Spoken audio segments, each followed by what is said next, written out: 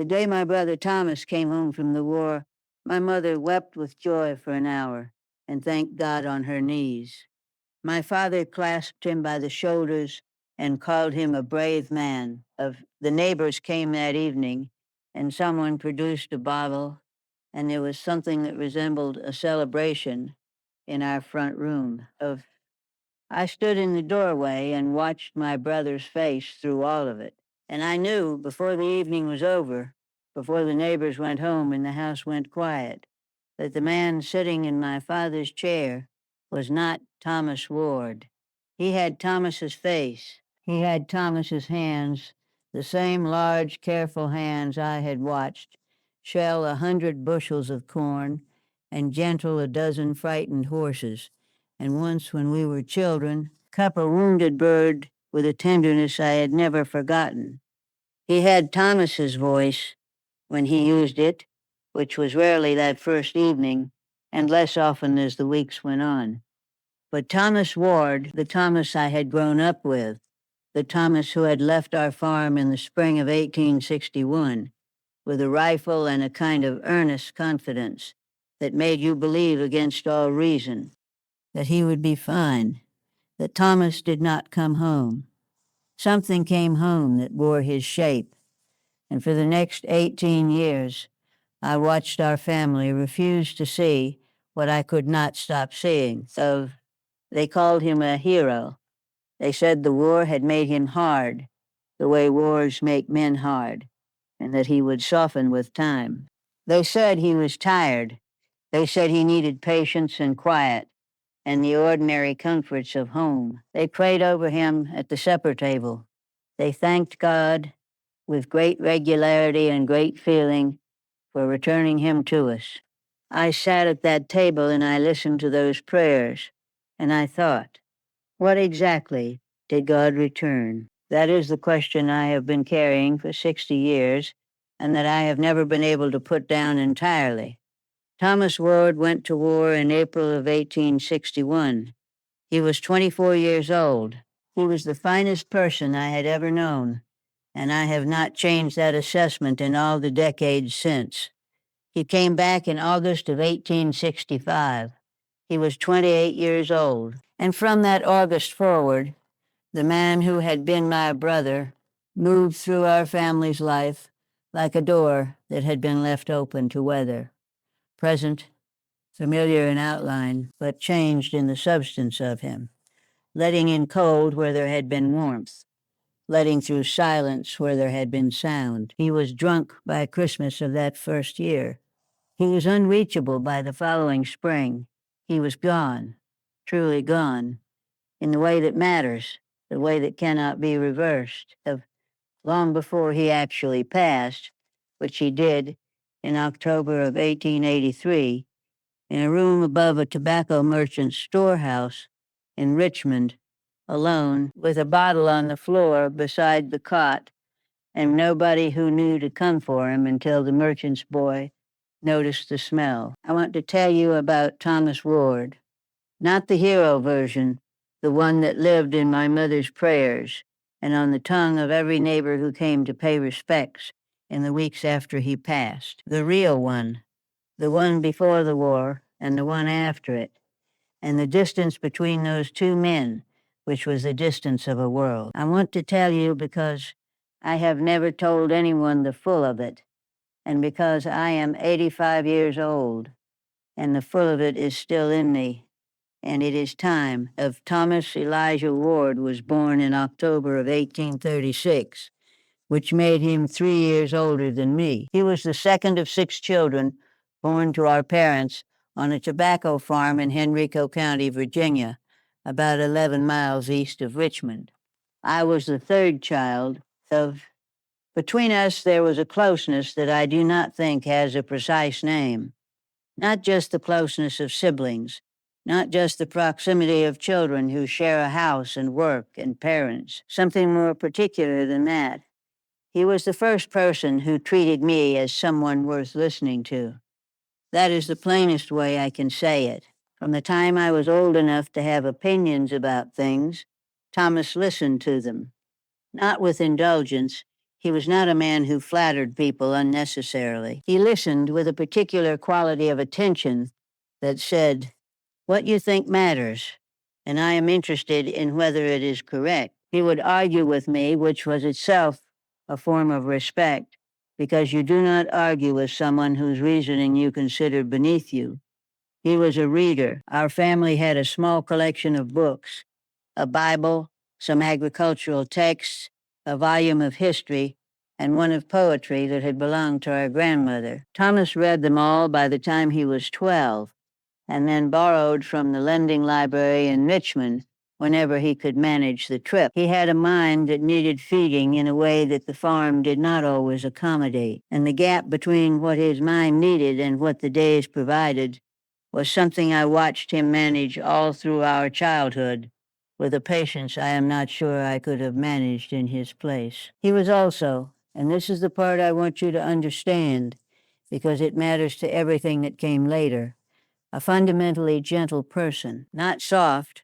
He worked as hard as anyone on that farm, handled difficult animals, managed the heavy labor of tobacco harvest and curing without complaint. But his default setting, the setting he returned to when the work was done, and there was room for the person inside the worker, was gentle. He had the temperament of someone who had decided, early and quietly, that causing unnecessary pain to anything was simply not something he was willing to do. I have thought about that quality of his for 60 years in the context of what he came back as, and I have thought about what it must have cost him of a man with that particular kind of gentleness sent into the particular kind of thing that war is.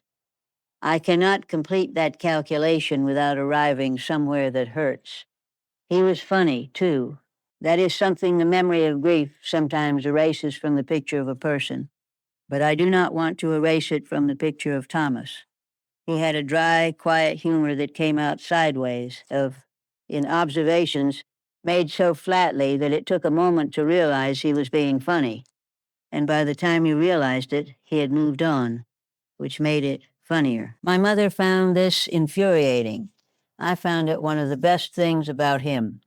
He was the one, when we were children, who could calm the frightened animals. We had a mare that nobody else could handle when she spooked. She would kick and rear and throw whoever was trying to manage her. Thomas could walk up to her in the middle of a panic and say something quiet, and she would stop. My father called it a gift. Thomas said it was just patience. He said most frightened things needed the same thing, someone to stand still near them until the fear passed. I have thought about that too, in relation to what came later. Whether patience with a frightened thing was the same instinct, just aimed in the wrong direction when the war was done. Whether what Thomas needed in those years after 1865 was someone to stand still near him until the fear passed. I did not know how to do that. I tried, but I did not know how, and the not knowing is part of what I have lived with.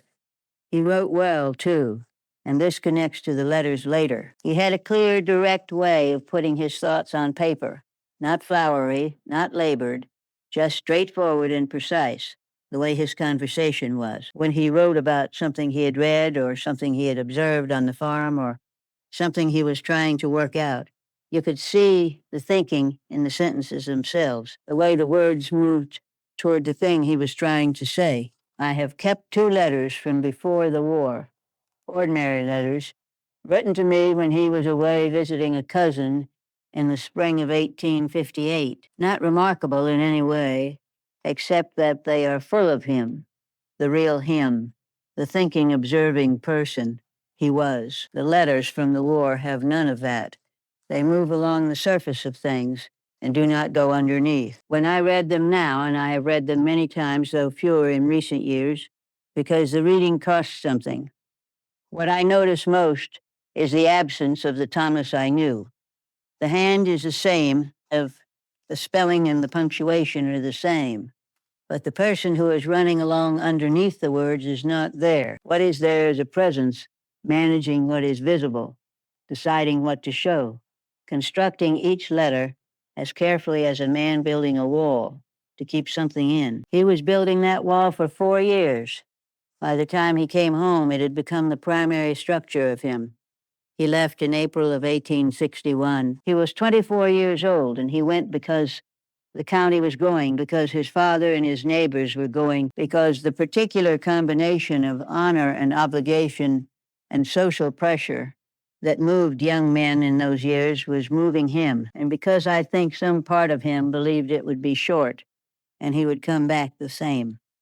He kissed our mother on the forehead the morning he left. He shook our father's hand. He looked at me for a moment before he walked away, and he said, "Keep reading. Don't let them tell you it's not worth your time." Those were the last words he said to me as the person he was before the war. To understand what the war took from our family, you have to understand what we were before it. Not a rich family, not a powerful one, not the kind of Virginia family that appears in the history books with large houses and formal portraits. We were working people, the kind of family that exists in every county of every state, and that history mostly passes over because we did not own enough land or employ enough people or hold enough office to be considered significant. My father, James Elbert Ward, had worked the same parcel of tobacco ground in Henrico County since the age of 19, when he had inherited it from his own father. The land was not exceptional. Good tobacco ground, reasonably drained, with a woodlot that provided fuel and timber, and the particular privacy of a tree line at the edge of a field, but not the deep, rich bottomland that the larger operations required. It was a family farm, which meant it ran on family labor, which meant it ran on us. There were 6 of us children. William, who was the oldest and who died of fever in 1849 when I was 10 years old. Thomas, myself, then Margaret, who was the one of my sisters I was closest to. Then Edmund, who would also go to war and would return without a left hand. And finally, little Ruth, who was 8 years old when the war started, and who watched the whole of it happen around her without being old enough to understand it. My mother, Alice Ward, was a small, precise woman who ran the household the way she ran everything, with a thoroughness that left no room for carelessness. She was a person of deep and genuine faith, the kind of faith that is not merely spoken on Sundays, but that lived in the practical decisions of daily life, in how she treated the people around her, in how she accounted for what she had and what she owed. I have disagreed with my mother about a great many things over the years, most of them relating to Thomas, but I have never doubted that her faith was real and her love was real. What I doubted was whether love and faith were, by themselves, sufficient to see what needed seeing. Our farm before the war was a working world, fully occupied from before sunrise to after dark, in every season. The tobacco required attention through its entire cycle. The seedbed in winter, the transplanting in spring, the cultivation through summer, the harvest in late summer and early autumn, the curing in the barns through autumn, the sorting and packing through the winter months. In between the tobacco, there was everything else: the kitchen garden, the livestock, the mending and sewing and preserving, and 100 other tasks that kept a household functioning. So I grew up in that work and I was competent at it.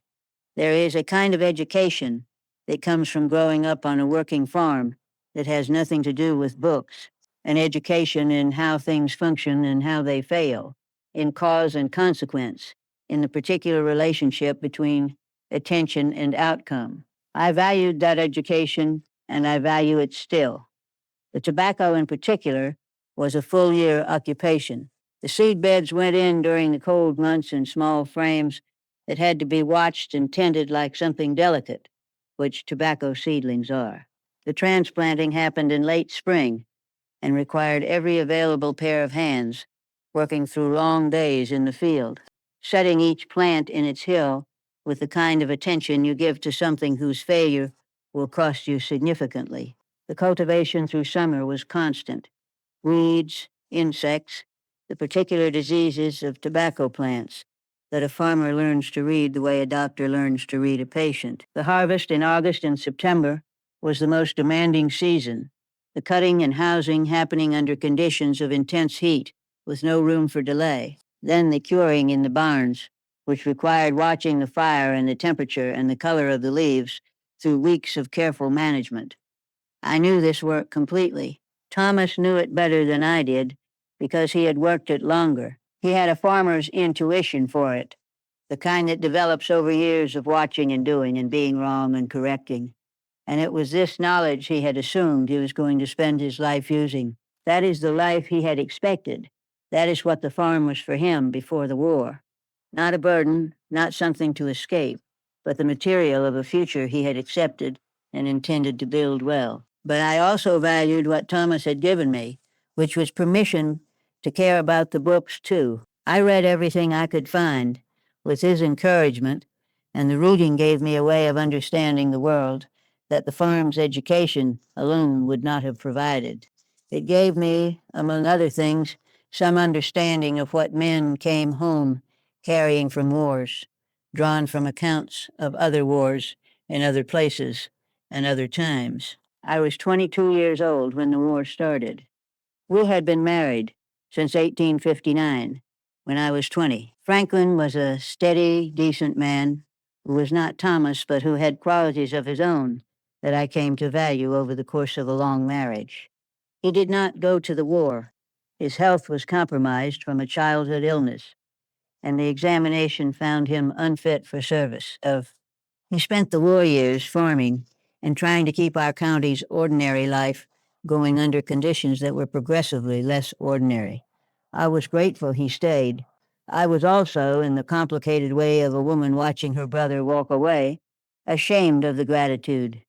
Edmund left the following year, and our household, which had organized itself around those two pairs of working hands and the two personalities they belonged to, became a smaller and quieter place. The war was 4 years long. 4 years is a significant period in a person's life, even under ordinary circumstances. You change in 4 years. You accumulate experience and alter accordingly. The person you are at the end of 4 years is not the same person you were at the beginning, and this is true even if those years are quiet and unremarkable. The war was not quiet or unremarkable. We followed what we could follow, which was not much. The newspapers gave information and misinformation in roughly equal proportions, and the misinformation was sometimes more comforting and sometimes less, depending on which direction it ran. We knew where certain engagements were happening, and we knew which units were involved, and we tried to locate Thomas and Edmund within those facts, and usually could not. Thomas wrote letters when he was able. They were not frequent. There were periods of months with no word at all, and the silence was its own form of knowledge, the kind that tells you something is happening without specifying what. When the letters came, they were short and careful in the way that letters written by men in the field tend to be, giving practical information and omitting the things that the practical information was presumably designed to obscure. He told us about the weather frequently. He told us whether the food had been adequate or not. He mentioned men from the county by name when he encountered them, which was a service to their families and a way of making the letters feel less solitary than they were. He asked after our mother's health and after the farm and after the tobacco. He did not tell us what it was like. He never told us that in the letters or after. In the second year of the war, the letters from Thomas stopped for 11 weeks. My mother prayed throughout those weeks with a particular and focus that I had not seen from her before, not even when William died.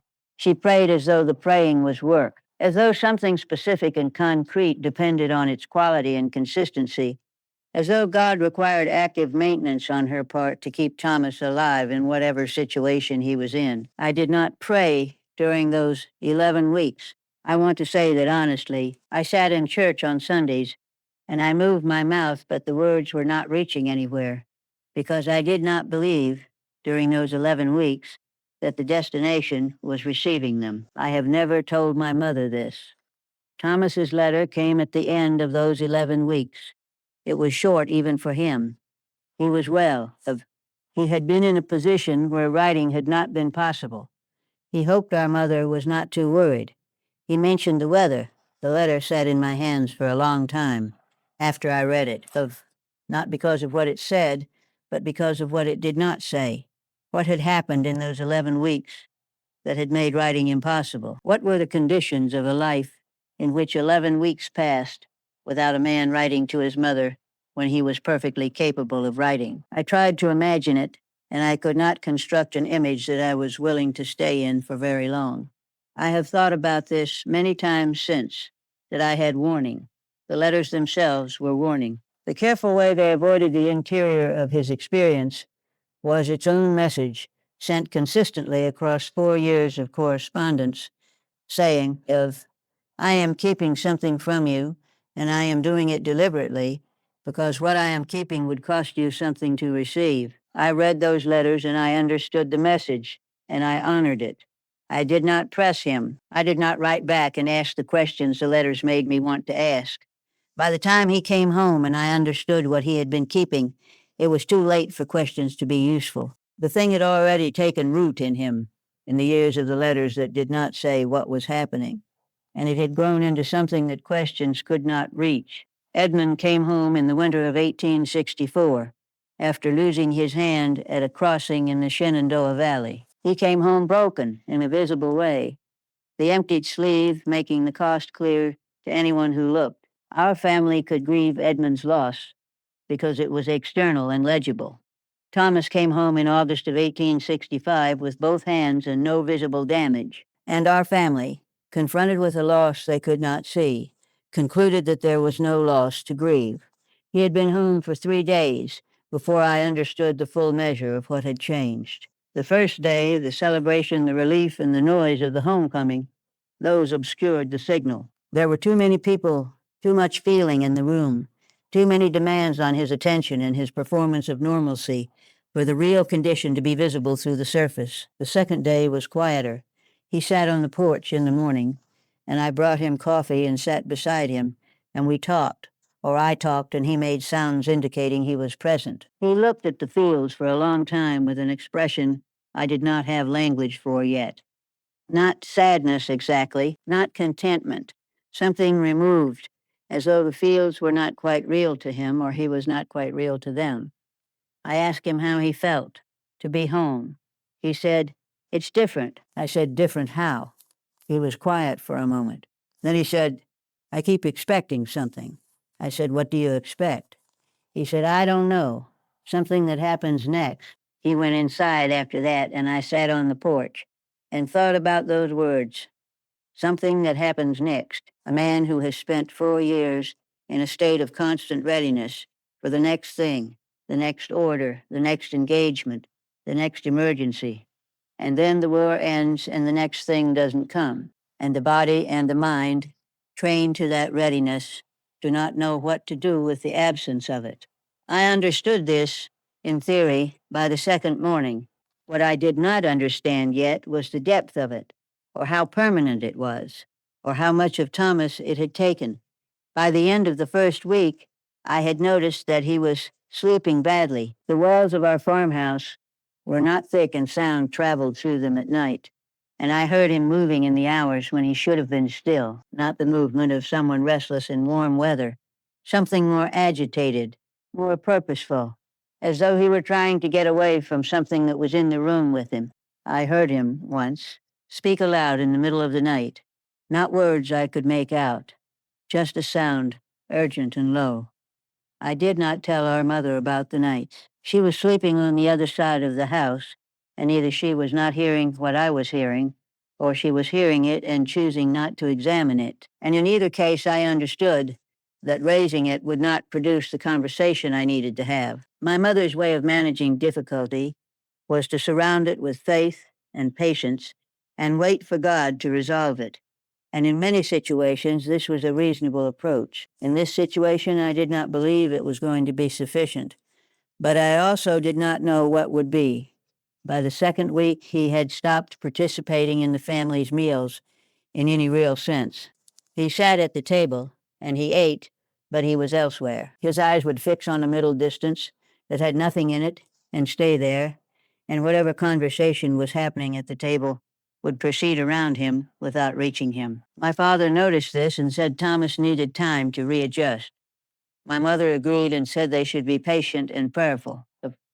I watched my brother's face across the table and I thought, time will not fix this.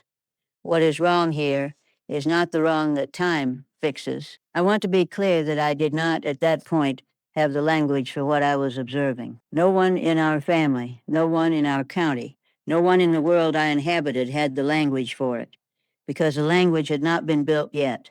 We knew that men came back from wars different. We knew this the way we knew many things. As a generality, a thing that happened to other families, a thing spoken of with sad shaking heads, and the expectation that it would eventually resolve.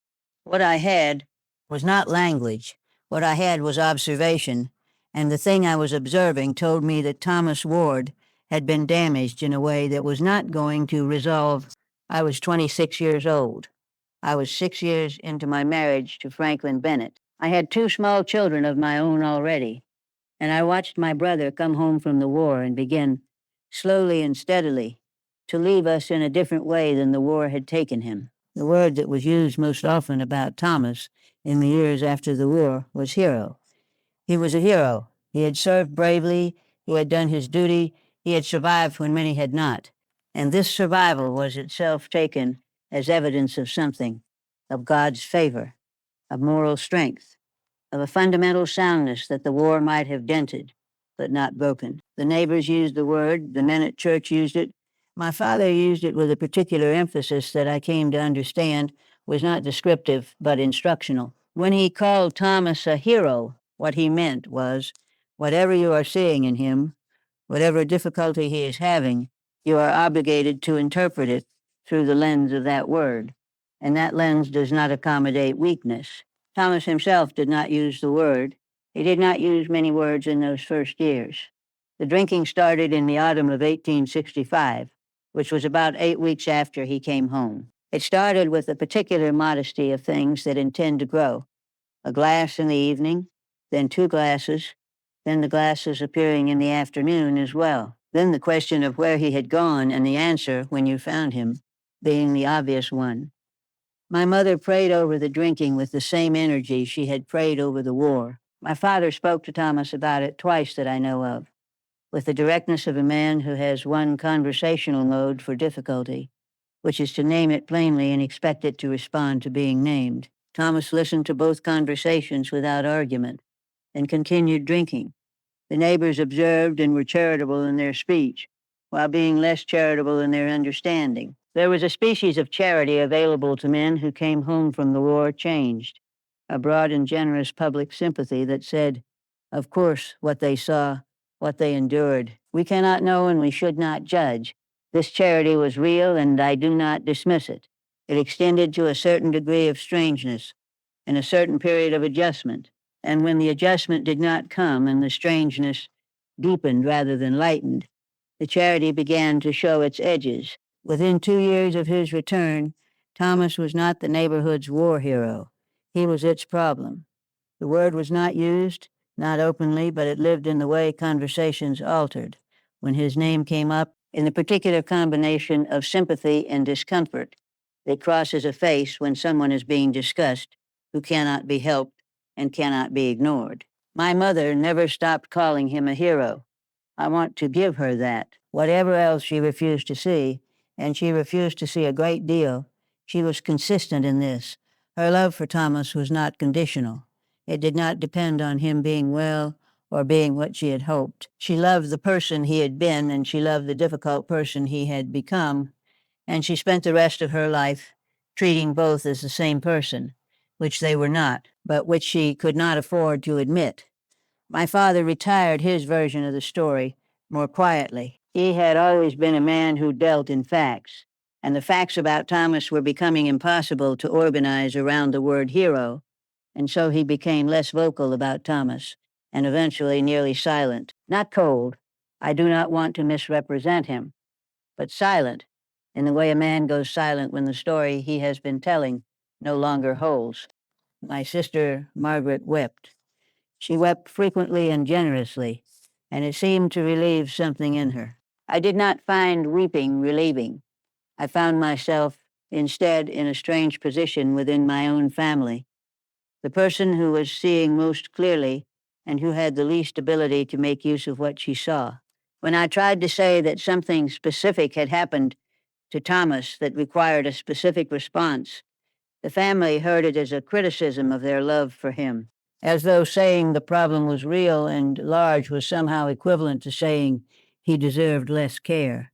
I could not make them understand that what I was saying was the opposite, that saying the problem was real was the way to take it seriously, and taking it seriously was the way to give it the care it actually needed, rather than the care that was comfortable to offer.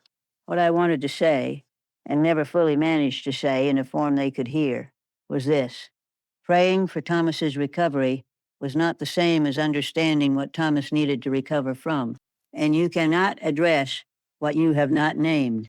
And naming it as the cost of war, as something taken from him by an experience beyond his control, was not weakness on his part and was not disloyalty on ours. It was the truth, and the truth was the only place you could start from if you wanted to help. The family could not get to that starting place, and Thomas went on declining in the house of people who loved him and could not see what they were loving. What I found was that I was the only person in the family who was willing to say, at least to myself and occasionally to Franklin when the day had been particularly difficult, that what was happening to Thomas was not something that prayer and patience and the passage of time were going to resolve, that something specific had gone wrong inside him, and that naming it as something specific was the beginning of whatever help was possible, if any help was possible at all. I could not make that argument inside my family. I tried in the early years, and the response was always the same. We must be patient. We must trust that God will restore him. The argument was not made against my position. It was simply not heard. My position was replaced every time I tried to state it with the established version, the hero version, the faith and patience version. And I was expected to align myself with the established version because anything else was a form of disloyalty to Thomas, of what I knew and what I was not allowed to say out loud within those walls was that the established version was not helping Thomas. I tried to reach Thomas in several ways across the years after his return, and I want to describe those attempts honestly without making them larger than they were, because the honest accounting of them is part of what I have to account for. In the first year, I visited him regularly at our parents' farm. I was living 4 miles away with Franklin by that point, but I came back 2 or 3 times a week, partly to help my mother with the house and partly to find occasions to talk with Thomas. I had the idea, which I held with some conviction in those early years, that what Thomas needed was to be talked with in a particular way, not the way our parents talked with him, which was a combination of prayer and exhortation and the naming of expectations, but a way that did not require him to be anything other than what he currently was. I asked him about what he was reading. When he was reading, which he still did in those first couple of years, though less than before and with less evident enjoyment, there were conversations to be had about the books. He would say something about what he had read, and I would say something back, and for 15 or 20 minutes, there would be an approximation of the exchange we used to have, of the exchange that had characterized our relationship since I was old enough to hold up my end of it. Then something in him would close, not visibly, not dramatically, just a settling, a withdrawal, as though the energy required for that kind of exchange had been used up and there was no more available. In the second year, I tried a different approach. I stopped trying to have conversations that resembled the conversations we used to have and tried instead simply to be present without expectation. I would sit on the porch with him, and we would look at whatever there was to look at, and I would not try to direct things. I had the idea that presence without demand was its own form of help. Thomas did not seem to object to this, but I also could not tell whether it was helping him or merely tolerable to him. And after a while, I could not tell whether I was doing it for him or for myself, to manage my own difficulty with what was happening to him by maintaining the posture of trying. By the third year, the drinking had become the primary fact of Thomas's existence, and trying to reach him through a layer of heavy drinking is a different kind of work from what it had been before. A person in that condition is present in body and absent in everything else that matters, and directing conversation at them produces the surface of a conversation without the substance. I kept coming. I did not know what else to do, and stopping felt like abandonment. There was one afternoon that I returned to more than any other from those years it was late summer, I think, 1868, 3 years after his return. He was sitting behind our parents' barn where there was shade in the afternoon, and I found him there when I came looking. He was not drunk that particular afternoon, or not obviously so, which was unusual enough that I sat down beside him on the ground, and we stayed there for a while in the quiet. He said after a long silence, "Do you ever think about what things were like before?" I said, "Before everything. When we were children and the work was just work and the evenings were just evenings." I said, "Yes, I think about it." He looked at the tree line at the edge of the field for a while. Then he said, "It seems like something that happened to someone else." I said, "Does it feel like that with everything?" He was quiet for a long time, long enough that I thought the conversation was finished. Then he said, "I don't think I can explain it." He said, "I know, but I keep thinking I should be able to." That was the most direct he ever was with me about the interior of what had happened to him. I have gone over it many times, wondering if I should have pressed further, should have asked more specific questions, should have tried to open the door wider before it closed again.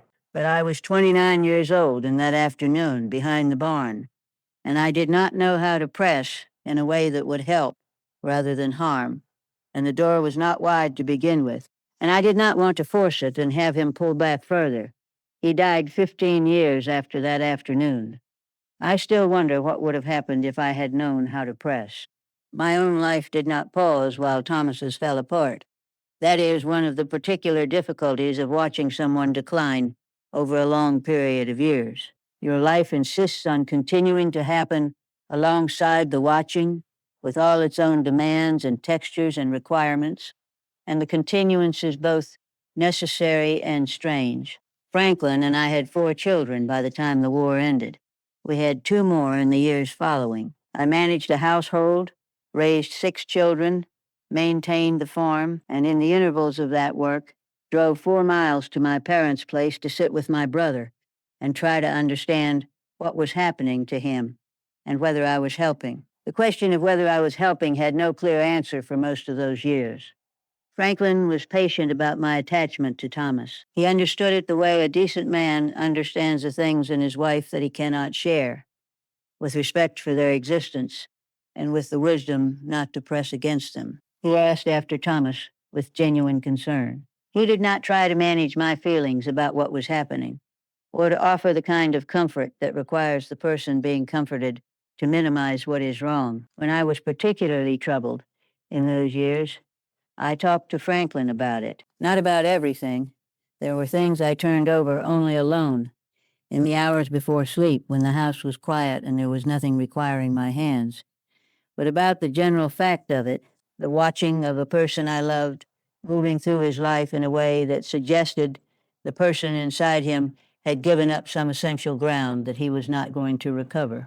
Franklin said once something that I have thought about many times since. Some men come back and they put the war somewhere they can carry it without anyone seeing. And some men come back and they can't find that place. And everything they do is them trying to find it. I thought about Thomas's letters, the careful way they avoided the interior. He had been trying even during the war to find a place to put things.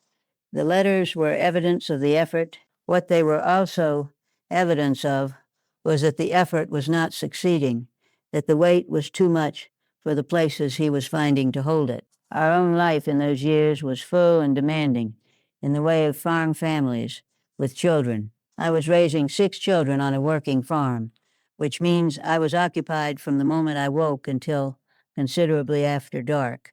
The children were their own education, in patience, in the specific love that does not require the other person to be anything they are not, in the daily labor of keeping human beings alive and well, and moving toward the people they were going to become. I was a capable mother, I believe this without vanity, because it is simply what the evidence shows. My children grew up healthy and able and with enough tenderness in them to suggest that whatever the conditions of their upbringing were, love had been part of those conditions. That is not nothing. In a household where so much of my attention was elsewhere, pulled toward Thomas in the back of my mind, even when I was completely occupied with the tasks in front of me. The fact that my children grew up well is something I account for with a kind of tired satisfaction. But I kept going to see Thomas through the 1870s, though the visits became harder as the years went on. He moved off our parents' farm in 1872 and took a room in Richmond, which he said he needed for reasons he did not specify. The distance made regular visiting more difficult. I came when I could, which was less often than I wanted, and more often than Franklin perhaps considered necessary, but which he permitted without complaint. Thomas in Richmond was Thomas further from the farm and the family and the structures that had at least provided some shape to his days. In Richmond, he had more freedom and more isolation, which were the same thing for a man in his condition, and the drinking had room to expand into them. I saw him perhaps 6 times in 1872, 4 times in 1873. The visits were difficult in the particular way of visits to someone you love who is not glad to be seen, not because he does not care for you, but because being seen requires him to be present in a way that is painful. He would be civil. He would make the forms of conversation. He would ask after my children by name and show something that looked like interest in the answers. Then the interest would fade and the distance would return, and I would sit with him in the distance for a while and then leave. My parents went to see him in Richmond twice that I know of. My mother came back from the first visit full of faith and purpose, saying she had talked to him about his faith and that she believed he was finding his way. She came back from the second visit quieter. My father did not go again after the second year. He said he had too much work on the farm, which was true, and which was also not the whole reason. Edmund, who had his own difficulties from his own losses in the war, tried to see Thomas occasionally and reported back that the visits were hard. Edmund and Thomas had something in common that the rest of us did not. They had been in the same kind of experience, though in different places. And yet their commonality did not seem to provide a bridge. Some wounds do not want company. I went on going. It was not comfortable and it was not clearly useful, but I could not make myself stop. Thomas died in October of 1883. He was 47 years old. The merchant's boy found him on a Tuesday morning. He had been there since at least Sunday, based on what the doctor later said, though the doctor's certainty about timing was limited.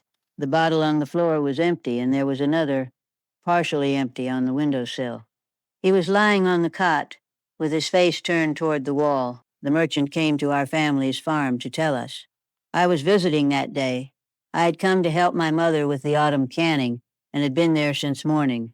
My mother was at the kitchen table when the merchant appeared at the door, and I was beside her when she heard what he had come to say, and I held her hand while she absorbed it. She did not scream. She went very still and very white, the way some people do when the thing they have been dreading for a long time finally arrives. She had been dreading it for a long time. I know that because I had seen it in her in the last few years, the particular quality of how she talked about Thomas, which had shifted from the active urgency of someone trying to change a situation to the quieter register of someone waiting for the situation to resolve in the way all situations eventually resolve. I held her hand and I was very calm, which is how I am in situations that require me to be calm. The tears came later, alone, over several weeks, at irregular intervals, in the way grief comes when you have already spent years grieving the slow version of what has finally become the final version. My father went to Richmond to identify the body and to make the arrangements.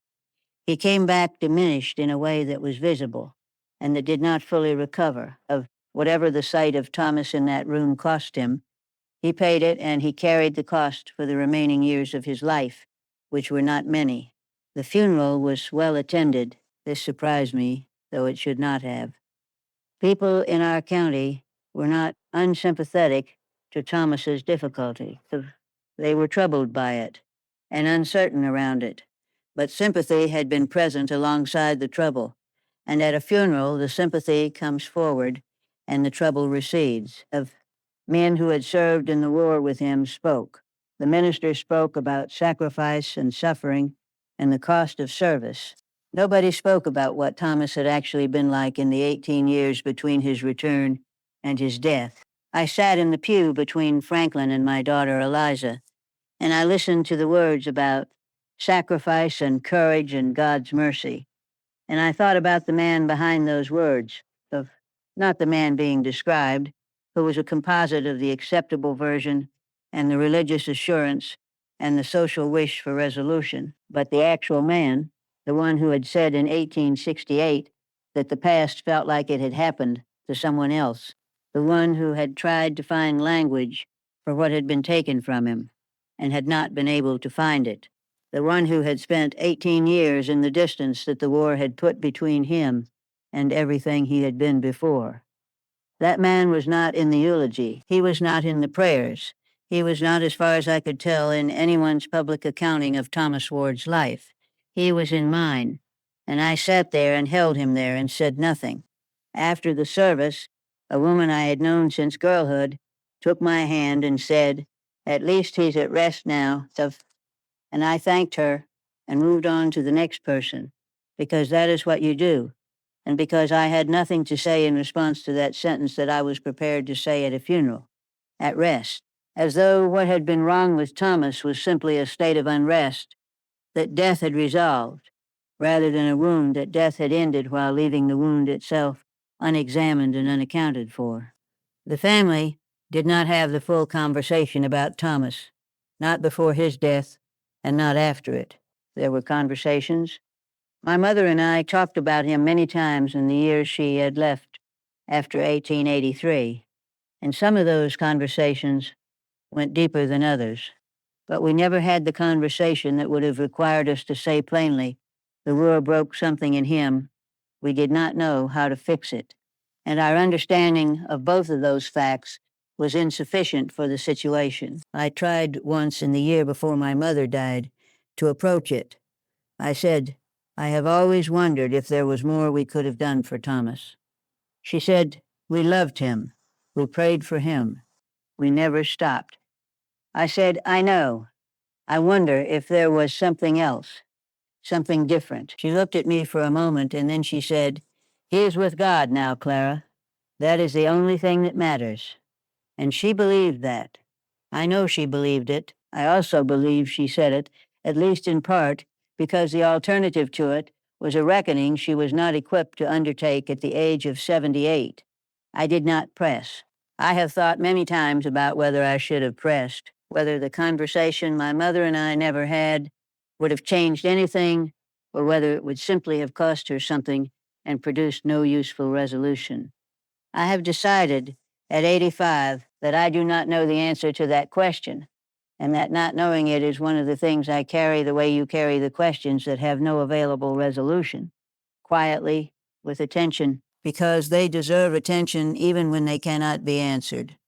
I have been thinking about Thomas Ward for 60 years, which is to say for most of my life. I was 29 years old when I sat behind my parents' barn with him in the summer of 1868 and heard him say that the past felt like it had happened to someone else. I am 85 years old now, and Thomas has been gone for 41 years, and I am still turning over the things he said and the things I said, and the things neither of us said. The question I return to most often is not whether I could have done more, though I return to that one frequently enough. The question I return to most is whether I understood in time what the situation actually was, and whether my understanding, such as it was put to any use. My understanding arrived gradually over the years of watching, and it was never complete. What I understood, by the time I was 30 years old and Thomas was 4 years back from the war and already settled into the pattern that would define the rest of his life, was this: he had experienced something that had changed the structure of him, not the surface, but the structure. the part that organizes everything else. And the structure, once changed in that way, does not reassemble itself through patience or prayer or the passage of time.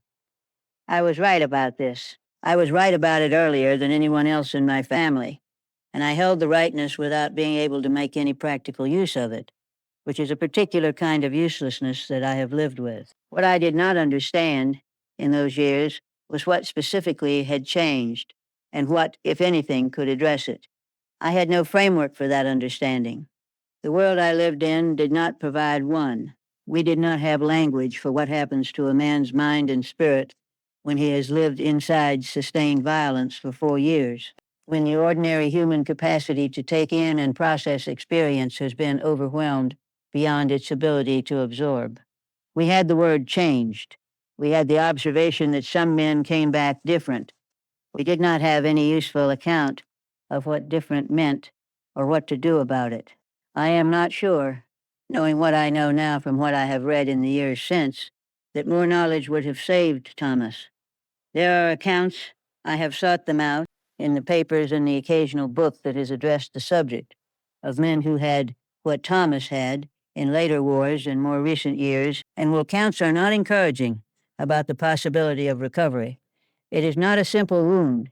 It does not respond to simple treatment. Some men find their way through and some do not, and the difference between the two groups is not always traceable to what was done for them. But I believe that being accurately seen, not through the lens of hero or of family pride or of faith's need for resolution, would have mattered to Thomas. I believe he knew that something had been taken from him, and I believe he knew that the family's refusal to acknowledge what had been taken was a form of abandonment, however loving its intention. And I believe that the accumulated weight of not being seen, not being accurately understood, not being given the dignity of having the truth of his condition recognized was part of what made him impossible to reach. When they thanked God at the supper table for bringing him home, I sat there and I did not say what I was thinking. What I was thinking was, what exactly came home? The body came home. Some of the memories came home. But the Thomas who had left, the one who could calm a frightened horse, the one who listened to what I thought and treated it as worth engaging, the one who said, keep reading the morning he walked away, that Thomas did not come through the war. He was lost somewhere in it, in one of those 11-week silences, or in the things the letters did not say.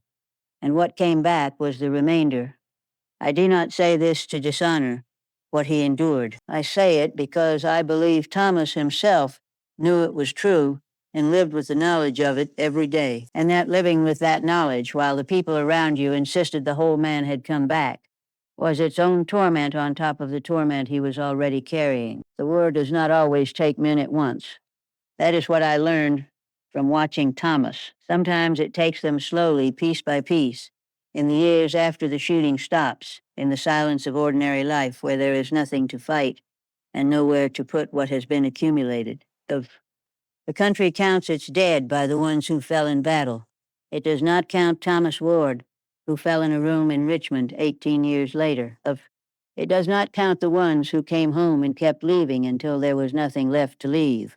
My children did not know their uncle as I knew him. They knew the man who came to family occasions in the early years, quiet and peripheral, the man who sat at the edges of gatherings and left early. They did not know the Thomas who had cupped a wounded bird in his hands and said that frightened things just needed someone to stand still near them until the fear passed. They did not know the Thomas of the back step evenings, the one whose mind moved quickly and argued honestly and listened with full attention. They knew the remainder. They were kind to the remainder. My children grew up with enough of my influence in them to treat Thomas gently when they encountered him, without pity and without the particular uncomfortable brightness of people who are trying to be good. They were simply civil and present and undemanding, which is what Thomas could receive. He thanked me for them once, in the last year before he moved out of the county entirely. He said, "Your children are good." It was the most he ever said about my private life, and I took it as the considerable thing it was. I am not angry about it anymore. I was angry for many years, not at my family, who did what they understood to do, but at the gap between what was understood and what was needed. I am past anger now. What I have instead is a kind of settled sorrow that does not go away, but that I have learned to carry alongside everything else. Thomas Ward was the finest person I ever knew. The war could not take that from him entirely. It tried across 18 years, and it took a great deal, but I knew who he was before it tried, and knowing that, holding that, keeping it in me through all the years when the other version was the only version being told, is the thing I have done for him that I can still account for. It is not enough, but it is what I have, and I want it said, before I am done, that he existed, that the person he was before the war was real and worth knowing and worth mourning correctly of, not as a hero who was brought home intact by God's mercy, as a man who was taken piece by piece over 22 years since he first left for the war, and who deserved to be seen clearly through all of it, and who was not. That is my accounting. I have carried it for 60 years, and I will carry it the rest of the way.